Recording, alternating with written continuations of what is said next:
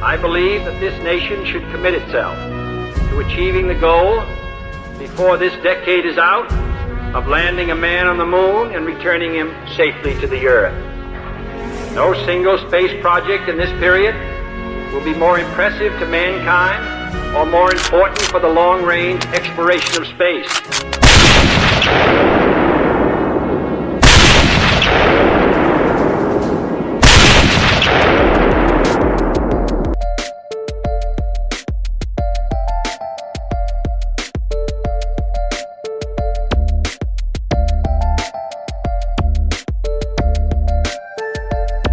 What up, what up? This is your boy Rob Clark welcoming you to the 22 November Network. Get ready for another exciting edition of the Lone Gunman Podcast featuring me. That's right, your boy Rob Clark coming at you. Stay tuned. Be right there.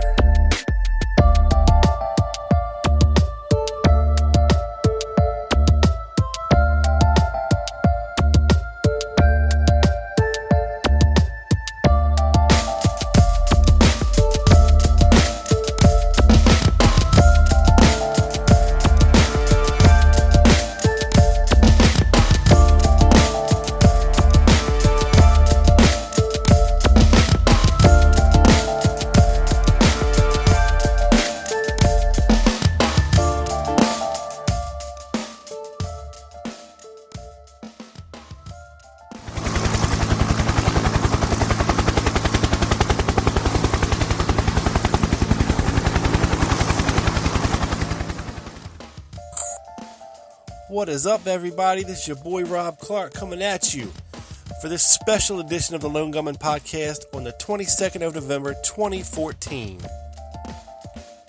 And I know some people are saying, Rob, what are you doing? Your last episode was supposed to be your last episode, right? Well, I hate paying for something that I don't use. No, that's not the only reason. I felt that I owed it to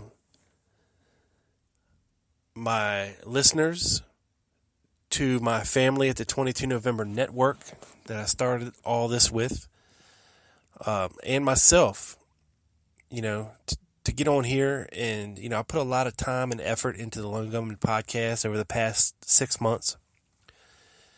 And, just what it's afforded me to do and my presence in the community. And, maybe get a little respect. I don't know. But I've met a lot of great people doing this and have had a lot of great opportunities afforded to me because of this.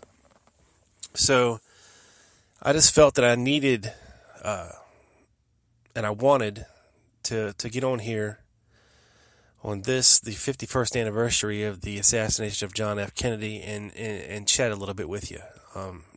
Nothing real specific today.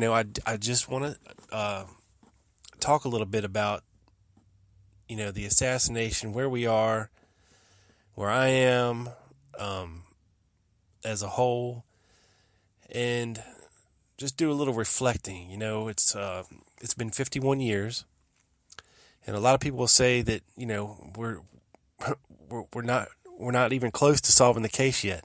We're about as close as we were 51 years ago. But I would beg to differ with them, because I personally believe within the next 10 years, this case is going to be blown wide open.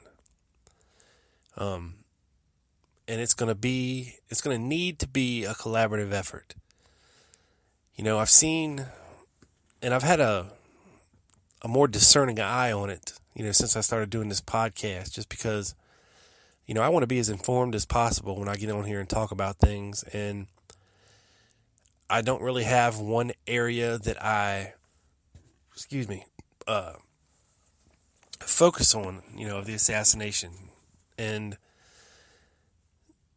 last week, Doug on his podcast asked me, if there's one area of the assassination that you do you think that, you sleep on a little bit, not really focus on or research much? And I told him, it was probably the Tippit case. because it's so damn hard and it's such a Herculean task to sort out all the facts and the times and the testimony and get a clear picture of exactly what happened and exactly how it happened and exactly who did it. And I couldn't be happier that our pal SR Dusty Rose, Dusty, has joined the 22 November Network family. We had his first one and it blew it up. It blew up the website. The most ever hits yet on the website, and releasing today on the 22nd of November is part 2, and he's going to tell you who the killer of Officer J.D. Tippit was. And I think he's got it right. Excuse me. And it's guys like this that are doing the footwork, doing the research, pounding the documents, searching, and putting these puzzle pieces together and bringing it to the audience in a way that is easily understood, for such a, what's the word I'm looking for here? For such a tangled web of events, that day, to make sense of it, if you're hearing it or reading it, is very hard to do. There's whole books written on the Tippit murder. 400 or 500 page books. But sometimes you get lost in the minutia. It doesn't need to be like that. Dusty's article was in original form, 6-7 pages, and he cuts through the crap and gets to the heart of things and explains it real easy that the official timeline, just doesn't work, and they lied about the official timeline. He tells us, and he gets to the core of things and figures out exactly when J.D. Tippit was killed, and he believes it was around 106, and I concur, which means there's no way in hell that Lee Oswald could have got from his rooming house to 10th and Patton in 6 minutes. There's no way. It's just not possible. End of story. Okay, it was not Lee Harvey Oswald that killed J.D. Tippit, and that's it. Then the question becomes, well, who did and why? And hopefully this part 2 is going to clear things up on that end of it. But I was blown away by it, and he is the man. Okay, so congratulations to Dusty. You blew up the website, brother, and keep up the good work. I know he's not going to stop. He's very tenacious in his research, and that's what it is. It's the grassroots research community. It's people like Dusty, it's people like David Josephs, people like that keep doing this original research. Linda Giovanni Zambini, and I'm probably getting the damn last name wrong. I should have wrote it down. Linda Giovanni Zambonini. And people like that just keep on digging and putting these puzzle pieces together, because that's the thing. If you focus on one part of this assassination too much, you're never going to get the full picture. You're never going to understand what happened. You have to get out of Dealey Plaza, but you know what? You got to understand what happened in Dealey Plaza. For everything else to make sense, you need to get the real story of what happened in Dealey Plaza. To figure out what makes sense. You got one person telling you this, one person telling you that. It's very hard to put together. Bill Newman and his wife and two small children were the closest witnesses to the execution of John Kennedy. They were probably less than 10 feet away. And, of course, eyewitness testimony is unreliable. Because in that moment, and like Doug was talking with Garland about, people didn't come to Dealey Plaza to witness an execution. They came to see the president. They came to see a motorcade or a parade or whatever you want to call it. They came to see the president, the governor, the vice president, all in one motorcade, not to witness a murder. And when something like that traumatizing happens, your body is not prepared for it, and it interprets events differently. That's why we have so many differing stories about Dealey Plaza. And like I was saying, Bill Newman, unless the Zapruder film is, more altered than I think it is, poor Bill, bless his heart, this is the closest witness to the execution, okay? And he says that John Kennedy stood up in his seat, okay, and then he was shot in the head. Well, as we all know, that's not in the Zapruder film. It's not in the Nix film. It's not in the Mormon photo. Okay, so Bill Newman has to be wrong unless all these other films and photos have been severely altered, which I don't think they were as far as that part of it. I'm sure in the heat of the moment, and the Newmans went on TV like 10 minutes after the assassination and were interviewed, I think it was on WFAA there in Dallas. The guy grabbed him and said, "Hey, come to the studio. We'll put you live on the air in an interview." I mean, he had his kids right there and everything. And, it's stuff like that where, he was the closest one, but he still got something wrong. And it might have seemed that way to him, but it's just little things like that you can't always trust eyewitnesses, and you have to parse out, the truth from the mistakes. And, even though Bill Newman had that one mistake, he still believed that the shots came from over his shoulder, up on that little hill there is what he called it, before it was affectionately known as the Grassy Knoll. And eventually his story was changed, and he was convinced that he must have been wrong about that. By the Warren Commission, because people are naive. And I don't want to use the term, dumb or stupid, but people can be easily manipulated. And, if you're a simple, country boy from Texas, and what you think you heard, what you thought you saw, maybe they said, look, you see all these pictures, you see the movies, it's obvious Kennedy wasn't standing up when he was shot in the head. Maybe you're wrong about the direction of the shot. Maybe it was just an echo. Because we have Lee Harvey Oswald up here on the 6th floor of this building shooting. Nobody could have been up on that hill there. So, and he's changed his mind a couple times about where the shots were. But so yeah, that's just a little example of how eyewitness testimony can be not so reliable. But back to what I was saying, I think this case is going to be solved in the next 10 years. I think hopefully we're going to get some documents out of the CIA. People say, oh, well, they're not going to give us anything, Well, they have in the past. And, eventually the gig is going to be up. There's important work being done about Lee Harvey Oswald and Mexico City. We have the recent revelation from Antonio Veciana concerning David Atlee Phillips being Maurice Bishop.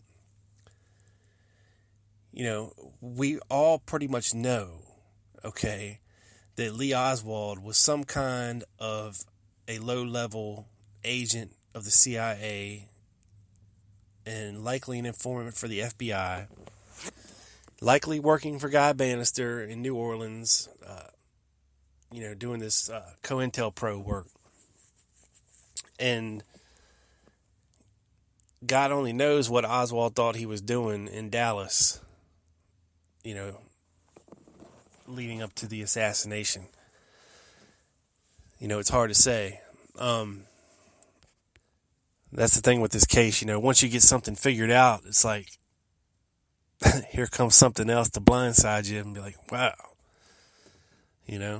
And like just today, David Joseph posted something about because he wrote a good article about Oswald in Mexico. It's over on the ctka.net site, sitka.net. That's Jim D. Eugenio's website. And he wrote an article over there about Oswald in Mexico. And he came across a document between the FBI and the INS. They were trying to get information about where Oswald crossed the border and went into Mexico. And I believe he crossed in Laredo. But anyway, the document came back from the INS to the FBI saying, yeah, I think we have Oswald crossing from Laredo here. And then it said, and we also have his brother crossing in on the same day at a different location. It wasn't Laredo, it was somewhere else. Now that is crazy. Now, they didn't name the brother. They didn't say it was Robert Oswald. They didn't say it was John Pike.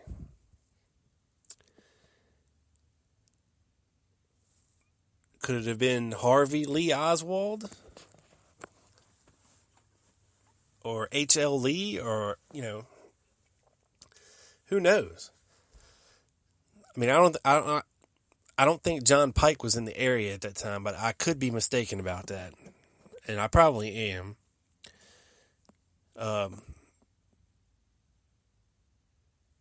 But I wish there was more clarification. But it's just, little things like that where you're like, what? His brother crossed into Mexico the same day? Well, damn. And then you're like, all right, what's happening here, really? Because Robert Oswald is another one that bugs the shit out of me. Because he's still alive, like Marina and Buell Frazier and Ruth Payne and all these other people that went along with and said what the Warren Commission wanted them to say about Lee Oswald. And, I'm just waiting. I'm waiting for that shoe to drop because, and I had heard that David Lifton was going to have a book coming out with revelations from Robert Oswald in it. And it's been years in the making and still waiting for this book from Lifton. And because I want to know what the revelations are, because I have heard before that Robert Oswald was CIA. This is not the first time that Robert Oswald has been implicated in things. And I can't remember the guy's name right offhand.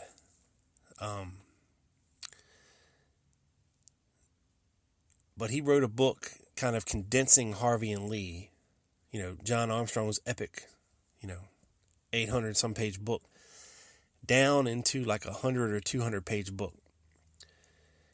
And I heard an interview with him, and he stated on there twice that Robert Oswald was CIA. And I don't know where he got his information from. But then, you hear something like that, and then you read something like I read today about his brother crossing into Mexico the same day. There's two puzzle pieces, you got to try to put together. With the invention of the internet, I mean, we're still relatively new to this whole internet thing. Yeah, it was around in the 90s, but it wasn't stock full of information like it is now. And, you see it day after day on Facebook, people joining the groups, new people to the case, people getting involved with things, wanting to, really, figure out what happened.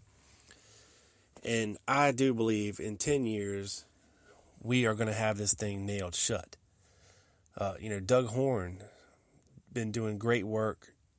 Hopefully his Zapruder film documentary is going to blow the lid off of that. And it's going to be like the dominoes. They're going to start falling. Hopefully, with Dusty's work, with the Tippit murder, we can clarify that and figure that out. And what I was trying to say to Doug the other night about Jack Ruby is I think he was more involved than everybody gives him credit for. Everybody just dismisses, the fact and all these reports to say that Ruby knew Oswald. Or they saw Oswald, in the Carousel Club talking to Jack Ruby. We had Carol Jarnigan. We have Beverly Oliver, who's still alive and kicking. People like that, but it's discounted and dismissed. And, I wrote an article about Jack Ruby. And if you want to read it, head over to 22novembernetwork.wordpress.com for my article, for Dusty's article, for Doug's podcast, mine. Gail has a new article up. Martin Rigby has a new article up. And hopefully Francesca will come through. The Ruby piece. Yeah, what I was saying, or trying to say in the article, is if you look at the mysterious way that Larry Crayford enters the picture, about the same time Oswald starts at the schoolbook depository, and becomes Jack Ruby's, Boy Friday, his jack of all trades, his bartender, his bouncer, his fix-it man, and the way he abruptly exits town, very suspicious. Not to mention that he kind of resembles Oswald. I think. Maybe not, twin brother status, but, maybe if you met him once or seen him from afar, you would possibly think that they're the same people. It's possible. Just odd things like that. What would make Jack Ruby kill Lee Oswald? Is Jack Ruby a murderer? Had he murdered before? I don't think so. To kill somebody that didn't personally do anything to you. Okay? Like, I could see if Lee Oswald had, killed Jack Ruby's sister. Okay? I could understand if someone wanted vengeance on somebody like that. I could understand if they were blinded by rage and love and, just out of pure hatred, just killed somebody for doing something to them so wrong, or killing somebody they loved, okay? But for Jack Ruby to just take it upon himself, out of the kindness of his own heart, and throw his life away, basically, to murder the suspected assassin. This guy hadn't even been in a court yet. The evidence was very, very thin back then. At that time. He was the suspected assassin. He wasn't proven of anything. That takes a lot, to murder someone in cold blood on national television in front of the world when they didn't even do anything to you personally. That's what I can't get past. Therefore, you have to come to the conclusion that there was another reason that Ruby had to silence Oswald before he talked too much. It's called self-preservation. Okay? Sometimes, in order to prevent... Okay, look at it like this. Would you rather be known as someone who orchestrated the killing of America's most beloved president ever? Or would you rather be known as the man who killed the alleged assassin of the most beloved president ever? Probably the latter, I would guess. And we had Jack Ruby's first lawyer dying, Tom Howard, Dorothy Kilgallen dying. These strange deaths surrounding this case, And I just don't understand, how people think that Jack Ruby was just this, this harmless, nightclub owner who was just so passionate about, John F. Kennedy and blah, blah, blah, blah, blah. And, he was seen all over the place that day. He was seen at the school book depository out front. He was seen up on the grassy knoll by Jean Hill. He was seen and photographed at Parkland. He was photographed outside the Texas School Book Depository. He was photographed outside the Texas Theater. But yet he says that he was in the newspaper office, but there's no witnesses that can say that he was there at that time. And, everything gets screwy from there because you're thinking, okay, well, why would Jack Ruby want JFK dead?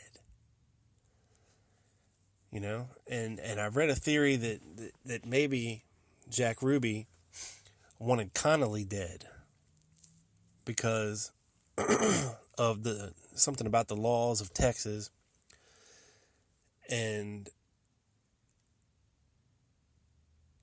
trying to get some things reversed or people let go. Maybe, it was making it too hard for Jack Ruby to do business in the state of Texas, or too hard for organized crime to take a good hold in Texas. I don't know. Lee Oswald didn't have a beef with John Kennedy. Lee Oswald didn't really have a beef with John Connally. Unless you look at the fact that, I think he might have reversed his discharge from honorable to dishonorable. I don't know. I can't remember. But on a personal level, these men wouldn't probably want, the president or the governor killed. Which makes you think that, okay, Lee Oswald was really a nobody. He was a wannabe spy loser. But Jack Ruby, he got things done. He was, he was a gun runner. He ran businesses.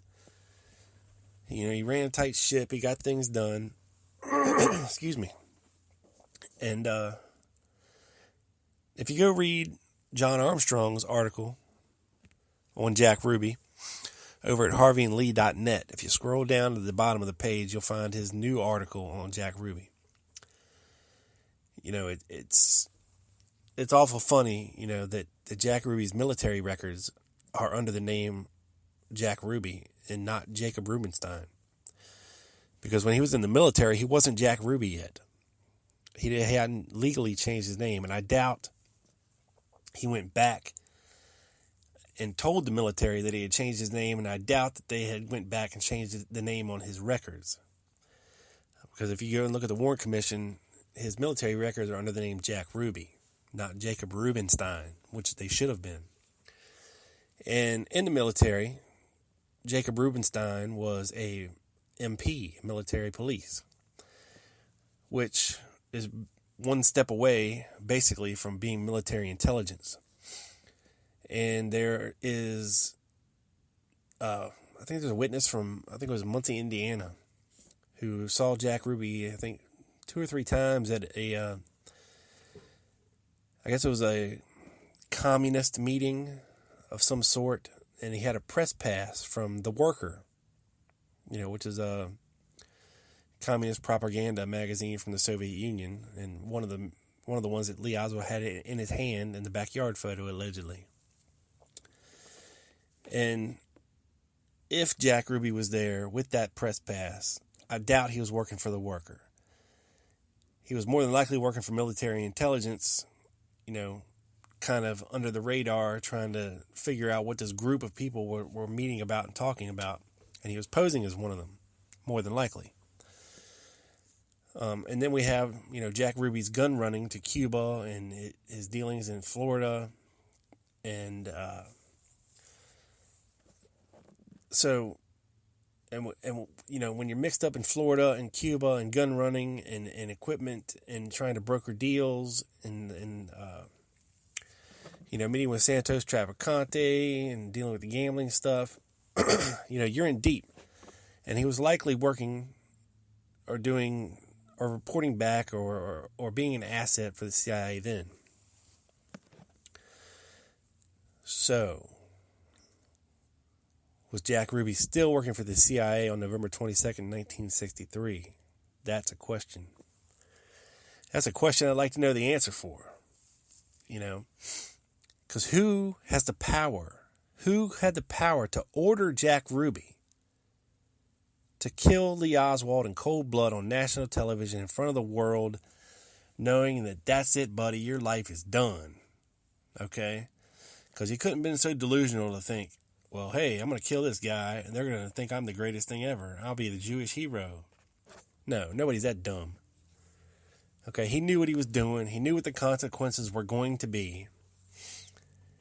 And somehow he felt that he had to do it. Is it threats? Is it blackmail? Or exactly how do you motivate to kill someone to kill like that? Self-preservation. Desperation is how you do it. Maybe you say, if you don't do it, buddy, we've got your sister right here. We'll kill her, and then we're going to head up north and get the rest of your family. Or you do it. Something to that effect. It's hard to say. But somehow with the aftermath of the assassination, something got bungled. Tippit got killed. He made it out of the Texas Theater alive. Something bungled the whole thing. Something messed up the entire thing. And Jack Ruby had to make it right. That patsy had to be dead. He can't have Lee Oswald talking, And he waited until the last possible opportunity to do it. But he was stalking Lee Oswald the day before in the police department. Maybe he couldn't get a clear shot. Maybe he couldn't get close enough then. Maybe he wanted to let Oswald know, hey, dude, I'm right here. Keep your fucking mouth shut. I'm right here. I'm going to make sure you say nothing. Hard to say. But that's it. I just wanted to hop on here, and I wanted to thank everyone again for supporting me and Doug and everybody over at the 22 November Network. All of my fellow grassroots JFK researchers on Facebook and out there in the ether. Thank you from the bottom of our hearts for supporting us and what we're trying to do. And just keep up the good work. Keep researching. Don't give up. I would just ask you to broaden your scope a little bit. Don't get stuck in one area of the assassination. Okay? Because when you focus on something too much and that's all you do, you tend to shut other things down that could be important to the case, and you don't take them into account. And that's where everything gets flawed. To actually get to the bottom of this, we need to work together. We need to take all of our different puzzle pieces and put them together and form a narrative and get it right. It's something we can all agree on. And I think we're getting there. And this is not the end for me. It's definitely not the end for Doug. It's definitely not the end of the 22 November Network. We're still going to be going strong. I'll still be blogging over there. I'll still be coming on Doug's show every couple weeks or so just to chat. Because I love doing it. I love talking about it. And this show might not be, prolific. I still might get on here every once in a while, and when the muse hits me. So I'm not going to call any of my future shows the last show anymore. That was a pretty dumb idea on my part, and I apologize. But yeah, it's been a while, and I just wanted to get on here and just go off a little bit about, some things. But keep the memory of JFK alive and what you're doing, and that's honoring him and trying to find the truth, as to who murdered him and why. And keep fighting the good fight, my people. That's about all I can say about it. So until next time, and I don't know when that'll be, just stay at it. Keep coming to the website. If you want to get at us, it's 22novembernetwork@gmail.com. You want to get at me personally, it's the Lone Gunman Podcast @gmail.com.